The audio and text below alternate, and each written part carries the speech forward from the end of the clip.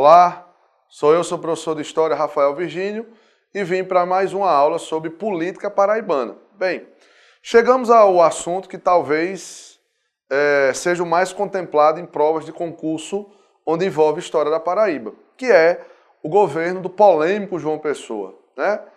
Vamos lá, vamos fazer uma trajetória, uma biografia desse político, para aí sim nós conseguirmos chegar ao seu governo. Bem, João Pessoa ele é natural de uma cidade chamada de Umbuzeiro, próximo a uma cidade chamada de Monteiro. João Pessoa ele deu a sorte de, em plena República Velha, de uma época em que as classes mais populares, as classes mais pobres não tinham tanta ascensão social, ser filho de um político destacado do Brasil, que é Epitácio Pessoa. Epitácio Pessoa era irmão da mãe de João Pessoa. Então, Epitácio pegou João Pessoa para fazê-lo de seu sucessor, que é uma característica das oligarquias. Você tem um pai, o pai coloca o filho, que coloca o neto, que aí essas gerações vão vivendo e chega até os dias de hoje.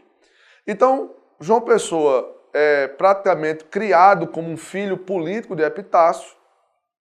Epitácio foi presidente do Brasil e aí João Pessoa ocupou cargos e mais cargos que você possa imaginar da República Brasileira. Bem, em 1928 teríamos um processo eleitoral para governador, para o cargo executivo da Paraíba, e o nosso governador era o João Suassuna.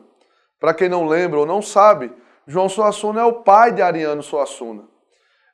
E aí, nessa substituição, houve um acordo de Epitácio Pessoa com as oligarquias sertanejas, e as oligarquias sertanejas, acordados com Epitácio Pessoa, sufragaram o nome de João Pessoa para ser governador.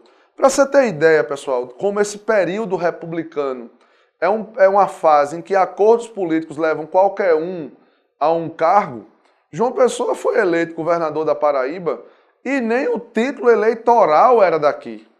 Então imagine que o título eleitoral dele era de fora e ele é eleito com esse acordo de Epitácio Pessoa com essas oligarquias sertanejas, que tinha muita força por conta do algodão, por conta da pecuária. Pois bem, João Pessoa começa seu mandato em 28 e esse mandato se estenderia até o ano de 1932, só que aí ele é assassinado em julho de 1930, encurtando aí o seu governo. Bem, então, primeiro ponto, certo? Não deixe de anotar essa dica. João Pessoa é um político ligado à oligarquia epitacista. Epitácio Pessoa é o seu padrinho político, certo? Bem, João Pessoa vai começar o seu governo e aí João Pessoa vai arranjar alguns problemas devido a algumas atitudes que ele tomou no seu governo. Como, por exemplo, a questão do imposto de barreira, quando ele coloca valor tributário maior para produtos que vinham de Pernambuco. Quando ele começa a arranjar problema com os coronéis do sertão da Paraíba, ou seja, aqueles mesmos coronéis que o ajudaram a colocar o poder em 28, ele agora está tendo problema com eles. Para você ter ideia, essa briga, esse racha, esse conflito de João Pessoa com o Zé Pereira, por exemplo, que é o maior destaque de coronel do interior de Princesa Isabel, chega ao ponto de Zé Pereira decretar a independência de Princesa Isabel. Imagine você que por alguns dias Princesa Isabel chegou a dizer que era Estado, se separa da Paraíba. Então, para você ter noção do problema criado por João Pessoa, esse fato ficou conhecido como Guerra de Princesa ou Revolta de Princesa, tanto faz. As questões podem vir com essa expressão ou com outra, ou guerra ou revolta, mas você sabe que é o problema de Zé Pereira com João Pessoa. Um outro problema que João Pessoa passou a ter foi com a família Dantas. É tanto que quem vai assassiná-lo é João Dantas. Mas o problema com essa família já vem de outras querelas, como por exemplo, João Pessoa, quando colocou a polícia militar para chegar em Princesa Isabel, quando ela passa pela cidade de base política dos Dantas, a polícia militar invade a fazenda do pai de João Dantas, né? Prende alguns membros da sua família.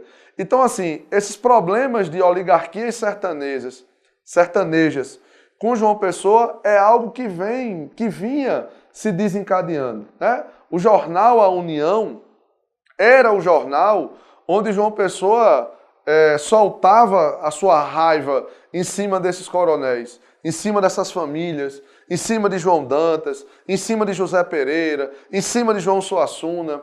E o Jornal do Comércio de Pernambuco era o veículo de comunicação onde João Dantas, onde essas famílias usavam para bater boca com João Pessoa. Ou seja, a imprensa tem um papel fundamental nessa rixa, nessa briga, né? Até que esta briga se desencadeia no dia 26 de julho, João Pessoa é assassinado por João Dantas. Qual foi o estopim? As famosas cartas. João Dantas tinha um namoro com uma poetisa, com uma escritora, com uma jornalista, com uma professora chamada de Anaíde Beiriz. Esta mulher escrevia carta para João Dantas escrevia carta para ela. A polícia militar invadiu a casa de João Dantas, jogou as cartas no chão. João Pessoa coloca estas cartas expostas para a cidade, para as pessoas irem olhar. A vida de João Dantas e a vida de Anaíde, a intimidade do casal é exposto. João Dantas, naquela ideia da década de 30 de lavar a honra, vai lá e mata João Pessoa no dia 26 de julho de 1930. Bem, a morte de João Pessoa acabou ajudando a deflagração de um dos processos políticos mais famosos da história do Brasil, que é a Revolução de 30, né? A chegada de Getúlio Vargas.